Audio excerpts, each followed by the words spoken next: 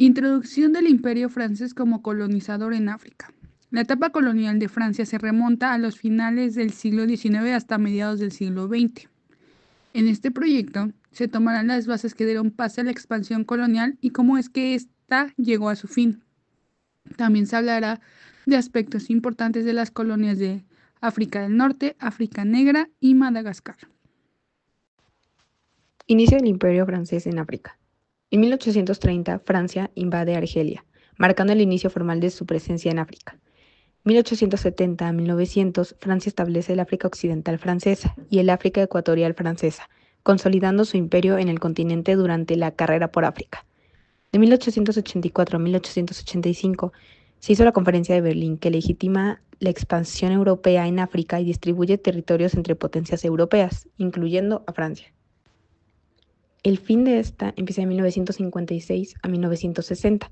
Comenzó con la ola de independencia de colonias francesas en África, incluyendo Marruecos, Túnez y varios países de África Occidental y Central. En 1977, Djibouti obtiene su independencia, marcando el fin formal del Imperio francés en África.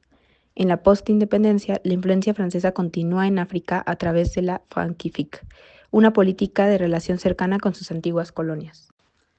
África del Norte, como colonia, fue esencial en el Imperio francés por la proximidad que tenía al Mediterráneo y su valor estratégico. Argelia fue ocupada en 1830 y administrada como territorio francés, siendo un foco de colonos europeos hasta su independencia en 1962, tras una guerra violenta.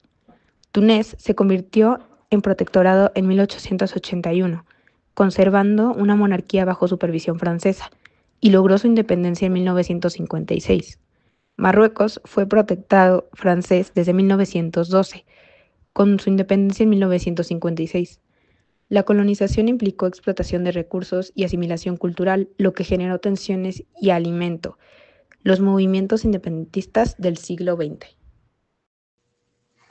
Lo que pasaba en el África subsahariana, Francia los administraba en dos grandes grupos africanos. Por un lado estaba el África Occidental francesa, que incluía las zonas como Mauritania, Senegal, Guinea, Costa de Marfil, Níger o el Sudán francés. Y por el otro lado, el África Ecuatorial francesa, que estaba integrado por el Chad, Gabón o el Congo Medio. Si bien la mayoría de los procesos independentistas se dieron bajo un marco de violencia, con algunas excepciones, la lucha de colonias francesas en busca de su independencia se dieron bajo un panorama más político que militar o guerrillero, por ejemplo.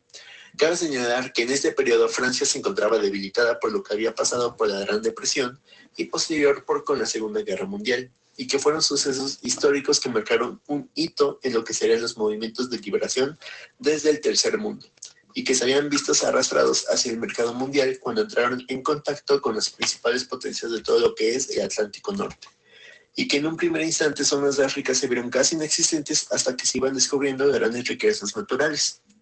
Si analizamos la Segunda Guerra Mundial, vemos que las colonias y colonizados se volvieron parte fundamental de la resistencia de la Francia libre para hacerle frente a Alemania, y que durante este proceso no solo hubo muertes de millones de africanos, sino que hubo otro proceso donde los africanos, gracias a la propaganda de guerra, se empezaron a familiarizar con el derecho a la autodeterminación de los pueblos, una narrativa que tomaría fuerza con nuevas generaciones de estudiosos africanos y que muchas veces, si no la gran mayoría, habían estudiado en Europa, donde el concepto de la autodeterminación tenía más desarrollo académico y donde estos jóvenes académicos africanos, llamados jóvenes no por carácter físico, sino por carácter intelectual, tomaron presencia en las colonias francesas dispuestos a hacer un movimiento de independencia. De esta forma, Francia se unía a la voz de los viejos imperios de la necesidad de liquidar con el colonialismo formal o al menos tradicional, cediendo voluntariamente la concesión de independencia formal, pero manteniendo la dependencia económica y cultural. Así evitarían entrar en una lucha armada y que movimientos de izquierda penetraran más de lo que serían ya sus antiguas colonias. El camino había quedado listo para que se diera la ley Marco en 1956, que daba un aumento de representatividad en el gobierno local de cada colonia francesa, y en 1960 se empezaban a dar las transferencias de poder a los países independientes africanos, con hombres educados en su mayoría en Europa y por ende occidentalizados con valores franceses. Madagascar fue una colonia francesa desde 1896 hasta 1960. En un principio este territorio fue un protectorado, lo que quiere decir que mantenían todavía una autonomía un poco más fuerte que una colonia ante la metrópoli. Pero un año después se dio el paso para convertirse en una colonia y de esta forma los franceses ya podían imponer su administración directa sobre ella. Fue hasta 1947 cuando empezó el movimiento independentista con el estallido de la revuelta malgache, dando un paso a alcanzar una autonomía interna, dejando de lado la administración francesa y alcanzando su independencia total en 1960. Tras la independencia, en Madagascar se adoptó un régimen socialista, pero poco a poco este fue teniendo una transición a la democracia y de esta forma lograron convertirse en miembros de la Comunidad de Estados Sahel-Sahara. Ahora hablaremos del legado del imperio, el cual se enfoca mucho en el desarrollo de África después de ser una colonia francesa. El legado es complejo y diverso, ya que tiene un impacto positivo y negativo en la historia y desarrollo de los países africanos. El imperio francés proporcionó el acceso a servicios básicos como son la educación, la salud y la conexión de movilidad entre los países pertenecientes a dichas colonias. Pero también se dejó una gran búsqueda de identidad cultural africana auténtica, ya que se tenían muchas costumbres europeas y no se dejó fomentar tanto la cultura africana. Y también una dependencia económica de los países africanos hacia la nación francesa, ya que estos países no cuentan con la educación económica o financiera suficiente para poder mantener una economía sostenible. Habiendo hablado sobre todos estos temas, la economía del mundo del siglo XIX se formó bajo la influencia de la Revolución Industrial Inglesa. Pero aquí hay una cuestión, y es que la política e ideología se formaron principalmente bajo la influencia de la Revolución Francesa en adelante. Si Gran Bretaña, por ejemplo, daba el modelo de sus ferrocarriles, Francia, a cambio, daba sus ideas académicas y su pensamiento hasta el punto de que cualquier cosa tricolor, bajo la idea nacionalista, se volviese su emblema de expansión en África.